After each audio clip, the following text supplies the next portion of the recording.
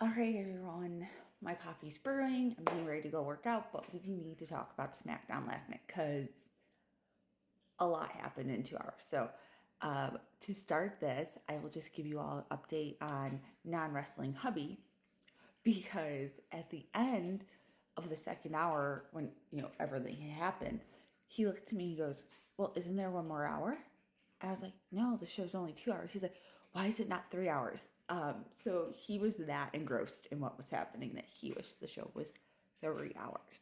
Now, I'm a little old, so I don't know if I would want 3 hours, but we'll find out what happens when, they're still working out, I guess, all the details about what's going on. I believe SmackDown's becoming 3 hours. Table that. We got, okay, the opening.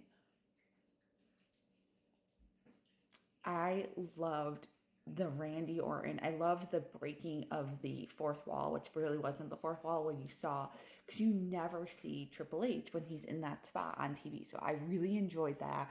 I enjoyed him in the ring. I enjoyed their interaction. I enjoy that match is happening next Saturday. Cannot wait to see if this is one of, the rumor is this is one of Kevin Owens' last kind of like hurrahs. If this truly is like Kevin Owens' like swan song in the WWE, I am here for it. I think it's gonna be great. But I loved all of that in the ring. I thought they did a great job.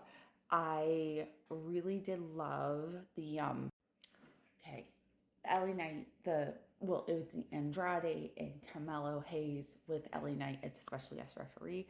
I enjoyed this match. I actually was not looking forward to this match because of the fact that it was the seventh time that these two have faced off, and I was kind of like, all right, we get it. Like they're fighting again. I was not such a big fan of this whole thing, but I liked this finish, and I liked LA Knight as a referee. I liked him ripping Carmelo Hayes off of Andrade at one point. I loved the like how he was really being a referee and then slowly just got like pissed off. Curious to see where they're going next. Please just don't give me another Carmelo Hayes Andrade match. Love them both, please. Stick a fork in it. We're done with those. But I think they are moving on to something else. I did like the little tie-in though to the World Series starting tonight with the 7 out of 7. I'll give them that. It was cute. Cute. Okay, then let's talk about the backstage thing with the Fatal 4-Way for the women's tag team titles. We got Chelsea Green signing, so I was happy. Okay, I feel like we need to see more about it than that. Curious to see what's gonna happen next, but yeah, I'm happy with that match. I'm happy with that match at Crown Jewel. We're getting some like really cool matches so far at Crown Jewel, which I'm excited about. The Naomi Candice LeRae one. I feel like I forgot about Candice LeRae last week. Good match. Love Naomi. Think she's great. Love Bayley coming out and helping her. Love that little moment. Thought that was really cool. It's interesting, like Candice LeRae like aligning herself more with Nia Jax. Curious to see where that's gonna go.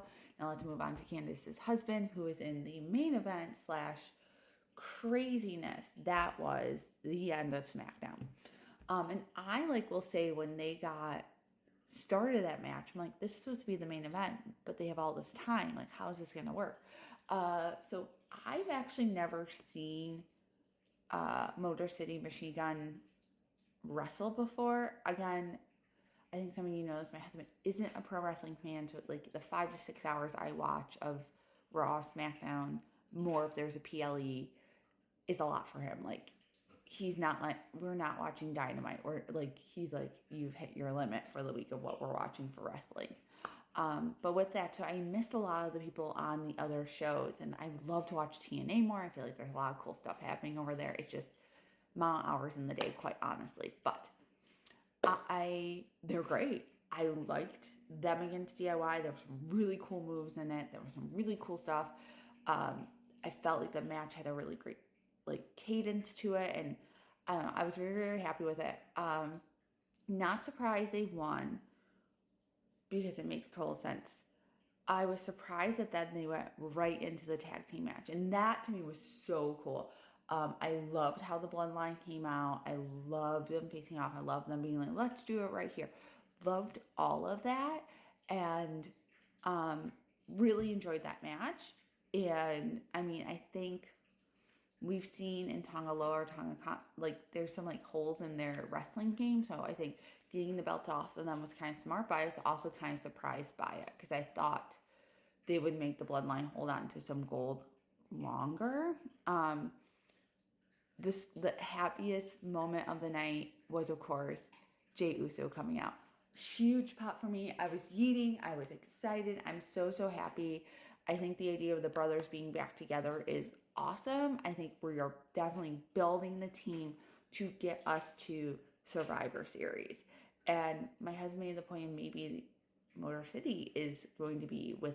Oh, sorry, timer went off my light, but he's like maybe they will align with the old school, the original tribal chief OTC end of the bloodline for War Games, because that's where I'm curious, because right now we really have 3 solid OTC bloodline members, and we have 4 of the new bloodline members. So we're, you know what I mean? I'm curious to see. I mean, I feel like this is heading to a War Games match. Please let it be a War Game match. Please. But we'll see. But happy for them. I was just surprised them being so new, coming in, getting the belts, putting the belts right on them. Clearly, WWE has a lot of trust in them.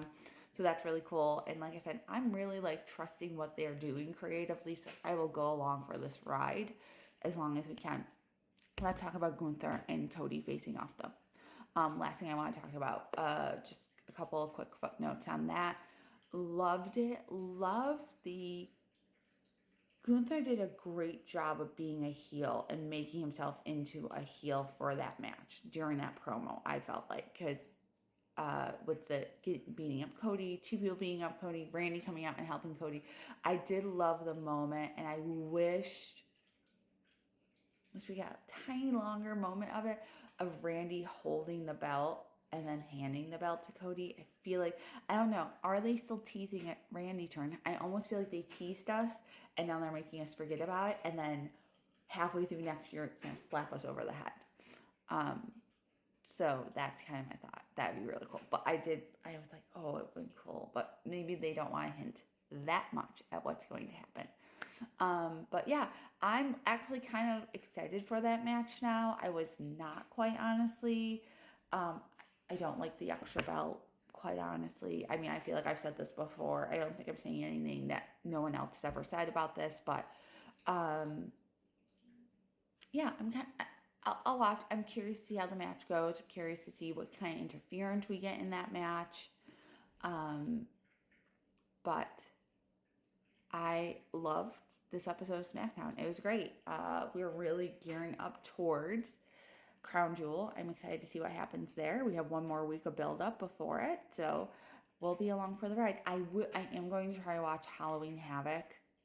I love Halloween Havoc. I do.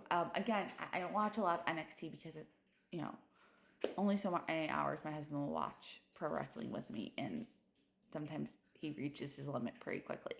But with that, I'm going to try because I really do want to see it. If not, no matter what, I'll be back here Tuesday morning with my Raw review and my thoughts. What were your thoughts on SmackDown? Did you like the show as much as me? Did you agree with some of the things I thought of? Let me know. Curious. All right, I'm going to go get my workout in. Bye.